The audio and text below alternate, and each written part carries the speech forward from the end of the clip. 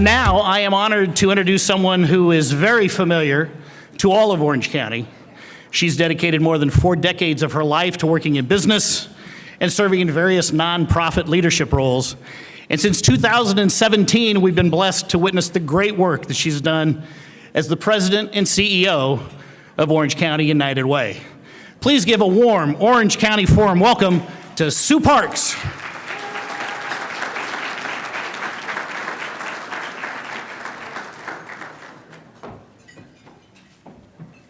Thank you. I was whispering to the supervisor, every time they say 4 decades, does it make me feel so old? But yeah.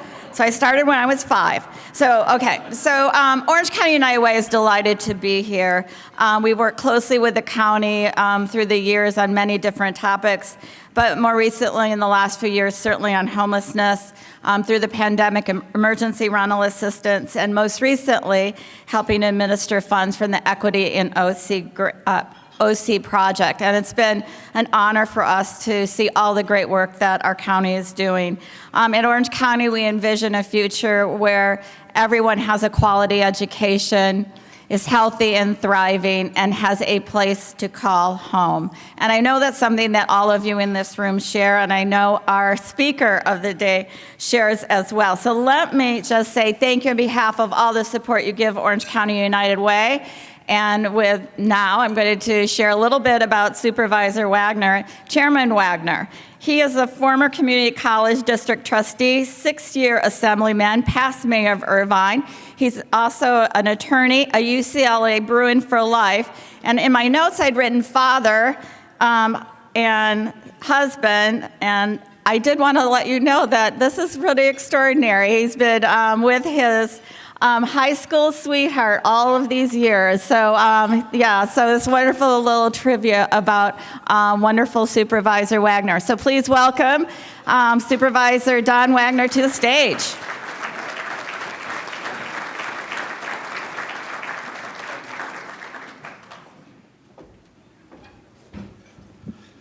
All right, is this, oh, good. Usually, actually, I don't think I need this to be heard, but we will try it at least for now.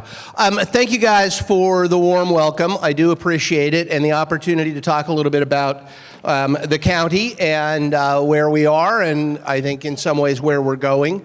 In answer to a question I had gotten from Sue, this is my first opportunity to serve as chairman, so this is the first chance I've had to do one of these events. Here we go.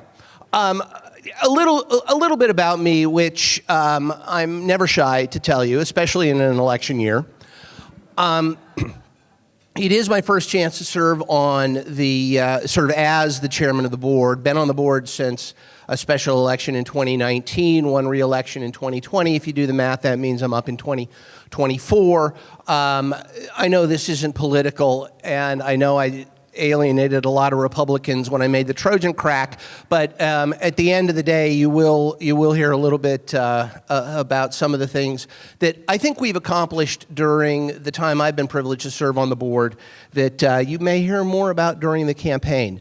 But right now, this just gives you a little bit about, I'll get to a map in a minute, so I don't need to go into the cities that I represent, but there is a laundry list of organizations that I serve on, and I will tell you, for any one of my 4 colleagues, the list will be different, but probably every bit as long, meaning that all of us have opportunities to get involved in so much that is of importance to our constituents, to our business community, to the people who call Orange County home. And so it's things like OCTA and TCA. So you've got transportation covered. It's, in my case, the Orange County Fire Authority. And so that's a challenge and has been an enormous challenge over the course of the last several years. SCAG, which is so large, 194 jurisdictions from Ventura County down to Orange County and then inland. Which touches planning for so many different facets of government, facets of governing. Commission to End Homelessness, which we will talk about a little bit more, and a shout out to Sue, who was very not only kind in the introduction, and that could have gone really, really bad for me, but it didn't. Thank you, Sue. But United Way's been doing such a fantastic job for the county and for the folks that are homeless in this county, and so thank you to Sue and United Way for that fantastic work. Anyway, so lots of things. Ask me questions about any one of these different things, and that would be great. Where is the computer that I should be pointing this at? Real quick, this is the map of the county as we redrew the district lines in 2022 for the 2022 election. And I'm going to assume most of you are well aware of all of this, but I just to have it in your minds as we go forward. These are the new lines. These are the lines that'll stick with us until 2032.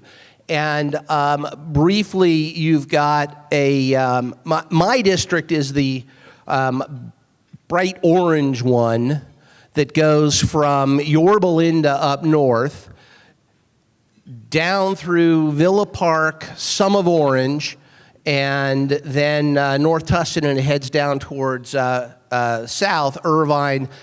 New cities to me in this map are the cities of Lake Forest, Mission Viejo, and Rancho Santa Margarita. A lot of the Cleveland National Forest, a lot of the county's unincorporated areas, and that will be a subject of conversation when I come back to fires and the fire authority. But at the end of the day, that is my district. The lighter orange one is District 5, which is coastal and currently represented by Supervisor Katrina Foley, from San Clemente on up to Costa Mesa. Then above that, you get Huntington Beach and that greenish district. That's District 1, Supervisor Andrew Doe. And I think we have my friend, the new mayor of Huntington Beach here. And I want to call out Tony, and I know John introduced all the electeds here. And from my district, we have Dan Slater, the new mayor of Orange. So welcome to both of those guys. I'm not going to name everybody because I will forget folks. The district right smack dab in the middle is really the new one. It is a district drawn in response to demographic changes and driven by the Voting Rights Act. It is a predominantly Hispanic district. It is new. It is centered around Santa Ana and currently served by Supervisor Vicente Sarmiento, who is the new kid on the block for us at the board. But of course, I think everybody in this room has known Vince for a while now. And then up top is District 4. Supervisor Doug Chafee is representing that district. And that's us. That's the group of us. Those are the maps, that is the map of the current districts. So, okay, what do we do with that information? Oftentimes, when I talk about, okay, where is the county, where is it going, what are the issues that the county has to address, how is the county addressing those issues, we start with, and I want to make sure that I have a chance to highlight this with you folks. We start, of course, with, okay, what are the resources available to us? What is the budget of the county? And the budget this year, for this fiscal year, which ends June 30, so for the fiscal year that we are in, budget is 8.8, as you see on the pie chart on the very right there.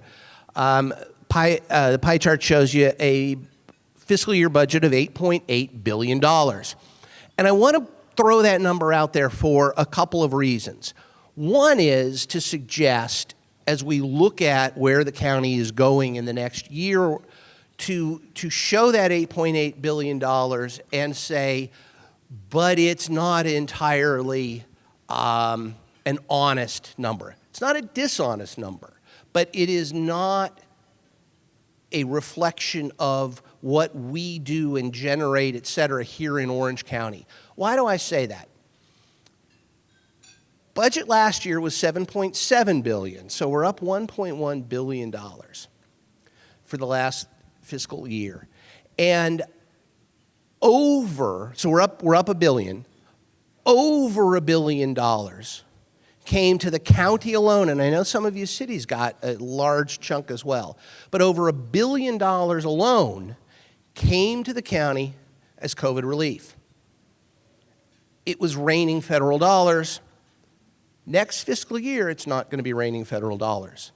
And what we need to do is make sure that we watch that $8.8 billion and watch the spending that goes into that $8.8 billion and recognize that next year will be challenged, because I don't believe that money is coming, and I think it's wise for the cities to do the same thing. We have been artificially inflated in our abilities to serve our constituents, in part because of that very generous but unsustainable money that's coming from the federal government. So $8.8 billion this year, we need to be very careful and watch what comes for next year. The other thing I want to show you about this chart, about this budget though, is the pie chart on the other side. $975.3 million, what is that? That is the discretionary budget that the Board of Supervisors has to spend. 8.8 is the total amount, but the vast majority of it is money that's passed through from the federal government. It's money that comes down to us from the state government. It is directed towards specific programs, and it is not within the control of the Board of Supervisors. So when someone comes to a supervisors meeting and says, oh my gosh, you need to spend more money on, pick a subject, it's out of that less than $1 billion that we have available to us to spend that money. And so when you hear about a flush county budget of over $8 billion, realize that the vast majority of that is spoken for. The amount we actually have to direct is that $975.3 million. And then, you know, we can get you this slide presentation if you care. This is public information out of government budget books. It's on our website to see where it breaks down into which different categories we're spending. But just real quick, that's the budget. And when you say, what's the state of the county? The quick answer is we're flush. But I think we've got to be very careful. All right, so let's talk about some of the things that all five of us, my colleagues and I, have all focused on, and that we will continue to focus on, in part because they are what we believe is most important here in the county. And secondarily, maybe secondarily, it's because what we're hearing from the public are the issues that matter to them. And I will get to homelessness. I will say maybe it's a bit of a subset of this one, but public safety remains at the top of everybody's list of concerns.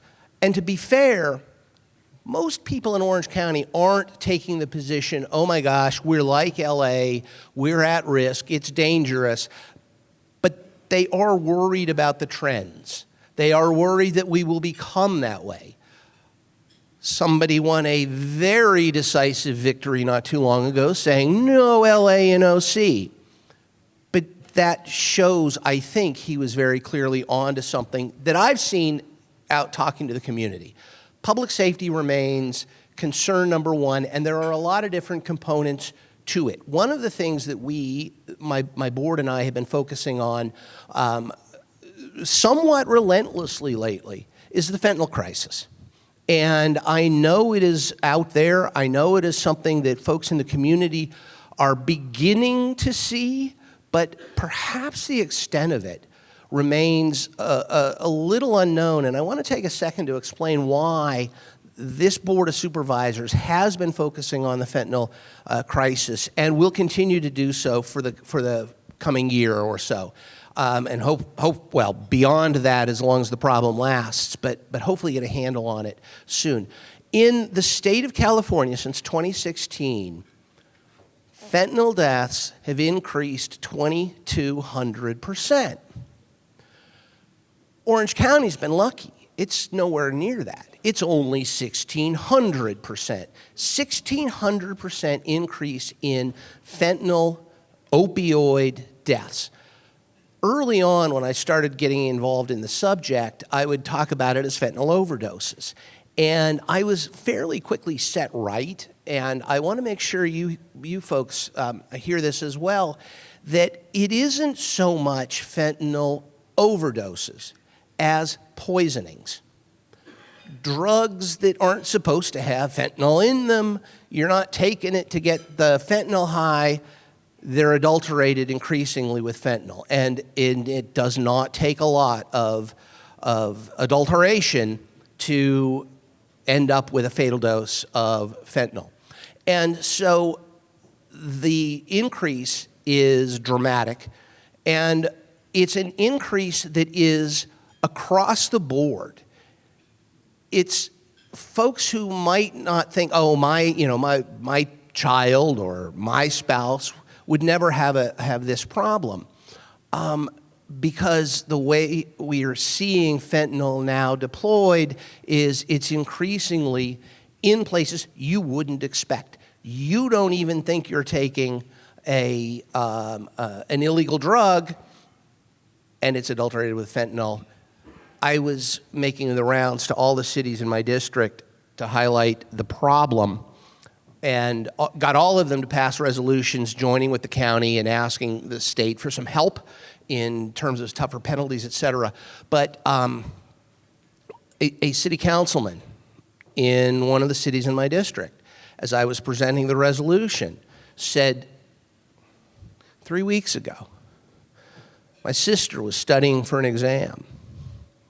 She took I don't know what, I think he said what she did, I don't remember, and it was laced with fentanyl. She's dead. Okay. It's hitting that close to home. I've done a couple of town halls calling attention to the crisis in our school districts, and I've got parents who will speak on panels. You wouldn't have looked at their kids and said to yourself, that's a kid with a drug problem. But that is now a mother who is missing a child because of fentanyl. That stuff is out there, and we are focusing on it, calling attention to it, trying to raise the penalties for use of fentanyl. That is one of the things that my board has taken a very, very active role in over the course of the last several months, and will continue to do. On the subject of public safety, real quick, a couple of other things we've done. Creation of safe zones. A relatively small, relatively inexpensive idea, but one that has gotten enormous traction. We get calls and letters and emails, et cetera, about how good the program is. And, for some of the electeds in here in your cities, either reach out to the sheriff's department if you're served by the sheriff, reach out to your own police department. What are these safe zones? Look, there's just an absolute explosion of online transactions. And the idea of, okay, I'm selling my widget, but I got to go to a park to meet the buyer, at 8 o'clock tonight. It's like, I'm not so sure I want to do that. Okay, here's the solution. We've got these safe zones. They're in the parking lots of the sheriff's department. They are lit 24/7. They've got cameras on them 24/7. And they're next door to a police station, which is manned 24/7. Let's set up a couple of zones. You want to do a transaction? That's where you meet the buyer or the seller. A little bit more safety, a little bit more security. It seems if you've got say a child custody dispute, and the parents have to swap the child, we're seeing the safe zones being used for that. Just a little bit more control, safety, comfort. And we're finding it's playing very well. So I encourage things like that you do those things. What I would also say is, again, on police, let me skip to the bottom of there. One of the things I found when I came to the board was that we had a backlog of these sexual assault kits that the sheriffs and the police departments do them after alleged rapes, and they do these tests, and the kits were sitting for as much as 30 years before all of them were being tested. We worked through that backlog, took a little bit of money, a little bit of that $975 million got directed towards clearing up that backlog. And I don't have the numbers off the top of my head. I am sure the LA NOC guy would have them, but his office worked very hard, the sheriff worked very hard. They all jumped in to help us get rid of that backlog. And I do hear from Todd that they have closed cases. They have, in a couple of cases, been able to pull people off the street and pursue justice. But we're bringing justice, we're bringing some closure, and it's absurd in my mind, that a county like Orange County should have a 30-year backlog. We're eliminating that backlog, again, to give folks the idea that here in Orange County, we are going to do what we can to keep people as safe as we possibly can. That's all on the law enforcement side. The bullet point there about the very large helitanker gives me a chance to talk a little bit about Orange County Fire Authority, and some of you have your own fire departments. A very important component of public safety beyond just crime, and that's what folks always think about is the police, et cetera, is fire suppression, fire protection, et cetera. And there are an awful lot of opportunities to work across many of the agencies that I've been involved with and that my colleagues are in to carry the message and to enhance public safety with respect to fires. One of the things we've done, we've got a partnership with, who is it? The helitanker. Edison. Thank you. It's Edison. Is anybody here from Edison? I just drew it. Gaddy, of course, is here. Guys, I apologize. I just was drawing a blank. We've got a partnership with Edison. They've got this absolutely phenomenal resource available, a very large helitanker. It can drop a swimming pool amount of water or other fire retardant on fires. It can fly through the night so that you don't have to ground the thing when the sun goes down, continuing to attack the fire. The Fire Authority has spent good money in partnership with Edison to get access to this resource. And we're doing other things. Yorba Linda's got what they call a hella hydrant. And it is exactly what it sounds like. It's a fire hydrant for helicopters. Instead of flying to the nearest lake or to the ocean, you're dropping the bucket in these hydrants, flying off to the fire. It fills back up automatically. It's there when you come make your next pass. The Fire Authority is doing things along those lines. Something simple we brought to it, and the response has been enormously overwhelming, is, do you know that the vast majority of car seats are installed wrong? I got a couple of grandkids. I hate putting those darn things in my car. They are not easy to get in, not easy to get in right, not easy to get in tight, not easy to do.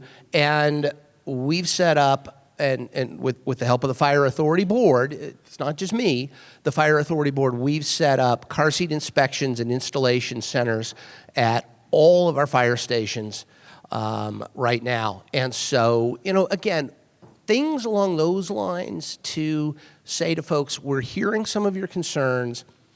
We're seeing some things that you may not be concerned about, like have you installed your car seat correctly?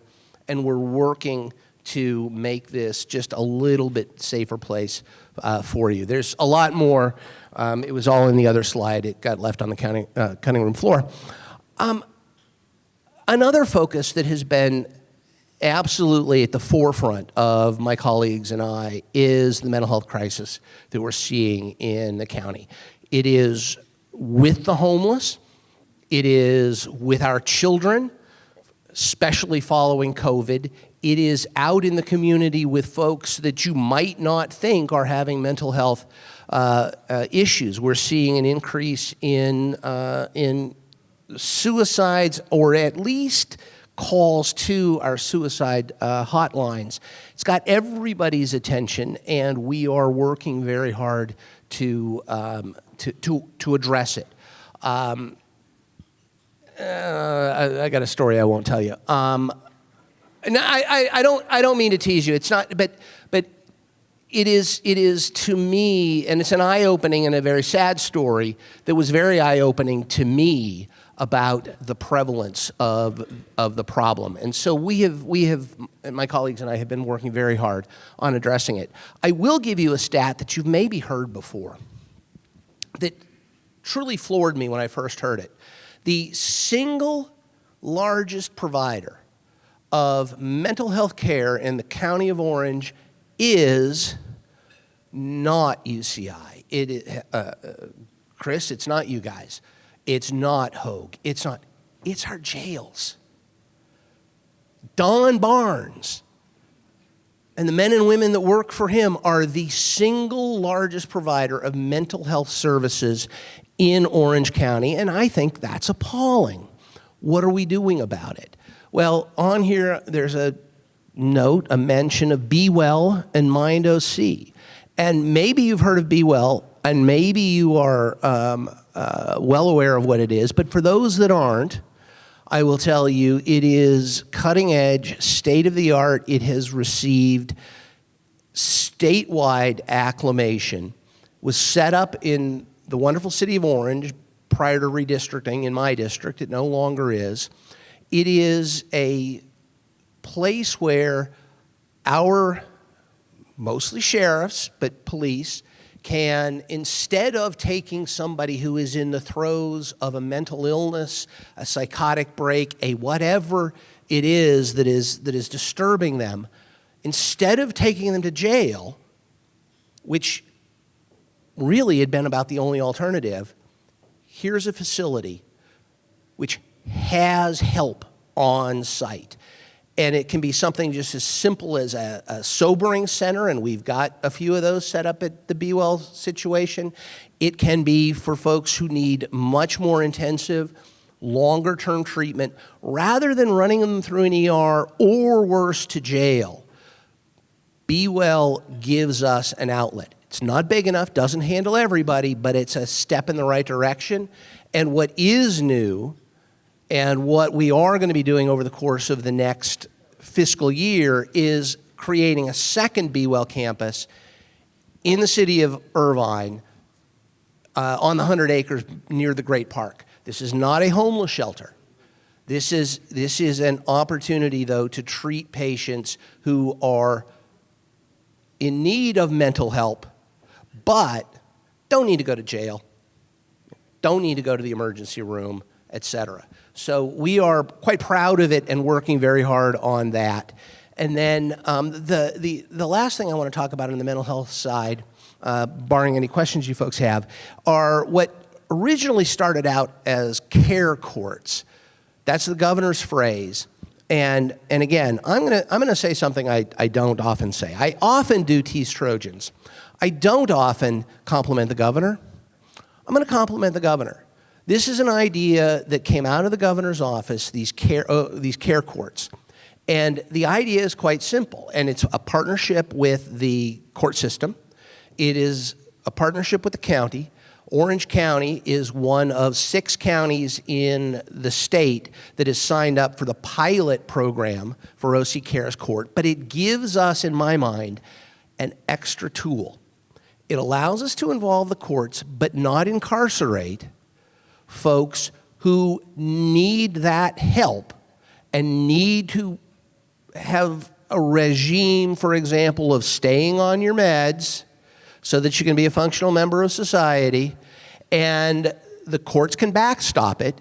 If somebody slides off, they may end up in jail, but the governor has given us this tool that with the OC court system, with the care courts, we will be able to have one more outlet for folks short of jail, short of hospitalization, to help them get the treatment they need, get their lives back in order. And It is a new program. There's a lot of details left to be worked out in terms of how that, what it's going to look like, who's going to be eligible for it, et cetera. But I pushed for, and my board was completely in agreement, that Orange County should be one of the handful of counties in the pilot project so we can help find out what's being done and how to do it right, and that our experience would go towards a more informed decision out of Sacramento. And so so the care courts are coming. None of these in and of themselves, 5 minutes. I don't have any idea how many more slides I have. Okay.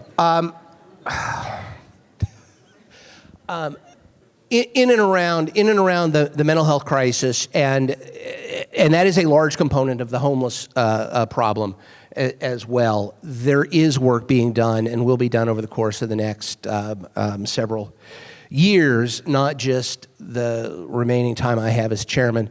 One of the things we've all tried to focus on in the board is good governance. And what does that mean? It means a lot of different things to a lot of folks, but at the end of the day, what I try to do is, I usually, they made me take out the slide for Irvine Lake. So there's a picture of Irvine Lake up in the one that's on the very top left box there, Irvine Lake. We reopened Irvine Lake a few years ago, and I tell that story for two reasons. One is because I'm running for re-election. Maybe you've heard. And I get calls all the time about how wonderful, or I get stopped in 4th of July parades. And it used to be, my dad taught me to fish out at Irvine Lake. I want to teach my granddaughter how to fish out at Irvine Lake. Why can't you open Irvine Lake back up? And now the stories are, my dad taught me, or my grandfather taught me to fish out at Irvine Lake, and now I can teach my grandchild how to fish out at Irvine Lake. Thank you for opening it back up. And so I like to remind people that we opened Irvine Lake back up, especially during an election season. But the point to make about that, and why it's in the good governance slide, is because it took a lot of work, not just with me and my board, who were 100% involved in this, but it involved a couple of water districts, a little water district and a very big water district. It involved the Irvine Company, so one of the largest corporate players in the county, the county government, the county itself. All of us were able to come together and get a resource back in the hands of the public that the public had been asking for and that for years had just been denied to them. It is possible in this really tough time in public life. It is possible with different government entities with all kinds of different issues and things pulling them in different directions. It is still possible to do some good governance, to work across the aisle, to work across jurisdictions and get stuff done. We will shortly be doing an OC Hall of Fame. Don't have one. Should, I think. We're putting it together. I announced it on Tuesday. And I got a question. If you've been on my social media, you know the answer to this question. We have been inundated with names of people to add to the OC Hall of Fame. One name in particular has over half of the nominations. Second, that's my comms director, Rachel Lurie, is here. We're going to bump my name up on that. No. Anybody? Kobe Bryant. No. Gwen Stefani. There's a Gwen Stefani fan club that has just jumped on my social media page. Okay, watch for the OC Hall of Fame, and I think we'll probably have Gwen Stefani in it. The big flag in the middle there, I've talked about it ad nauseum, I'll talk about it again because I'm running for re-election, is the Veterans Cemetery. We are getting the Veterans Cemetery here in Orange County. We are getting to the veterans the dignified resting place that they deserve. We've got Bobby McDonald here waving the flag, and an enormous number of people have worked on this project. We are there. we will be getting that cemetery for the people, for the veterans of Orange County. And so again, it happened, and again, I got a lot of local electeds here. We made the rounds to every city in the county asking to join in this effort. And every single one of the 34 cities unanimously, except for 2 cranky no votes, 1 no vote and an abstention. What other project has had that sort of public buy-in from the local electeds? It is, again, quite possible to do good governance, to work across the aisles, to work across jurisdictions, and to deliver for the people of Orange County. And so probably my 5 minutes are up. That is a slide to remind me of what I told you about enhancing the quality of life, public safety. I didn't really talk about economic growth. Maybe in this group I should. Maybe some of you are going to go to the OCBC event tonight where we'll talk about it, I'm sure. Good policy making. Those are the things that my colleagues and I truly focus on. And there's simply no question that, fortunately, and I mean that sincerely, fortunately, we are not partisan. The vast majority of what we do is, well, we're all partisans, but I don't believe it comes out in the way we approach our jobs. The vast majority of things we do go 5-0. The ones that don't go 5-0 are very rarely divided up amongst any Republican versus Democrat line. I enjoy serving with this board because I think all 4 of my colleagues are absolutely dedicated to doing the right thing for the people of Orange County. When we bring good ideas to them on the board, they are resoundingly approved. When they bring good ideas, I am happy to resoundingly approve them. And I am sure I speak for all of them because I'm the chairman, I get to do that. We are honored and privileged to serve you. Those of you that are elected serve our shared constituents and the people of Orange County. If there are questions, I'm happy to take them. All right, let's hear it for the board chair, 3rd District Supervisor, Don Wagner. So they gave me the honor of being the person to ask you a couple of questions from the audience. And I don't know, suited so it's a good job in that intro. I don't know. Well, I know. I'll see if I can make it up. Let's go for it. All right, well, I think I'm going to start it off since I've got the microphone. I've got the question that I believe is on everybody's mind in this room, if not throughout the county. Yes, I'm running for re-election. And there you go. No, the question is this. Will Artie Moreno be able to re-sign Shohei Ohtani in 2023? True story. I was talking to Dennis Kuhl just yesterday, and he wouldn't answer that question for me. Hope so. All right, let's see what the folks had to ask. Can't imagine where this one came from. Orange County is experiencing a silver tsunami. We have an aging population. What is the county doing about that? Great question. And the answer to that is that we are recognizing that there is a silver tsunami coming. I served when I was in the legislature, all 6 of my years, I served on the Aging and Long-Term Care Committee, and got a good look at the demographics and the realities that the silver tsunami is coming. The county does have a plan for aging. It has sort of fairly recently restructured a little bit our Office of Aging. We do have a committee. One of the slides I didn't get to the point on that is, we've got a bunch of committees where we tap experts in the fields and come to them. We do have an aging committee that is supposed to advise the county. Right now, we are looking into the Office of Aging strategic plan. In terms of specifics, I'm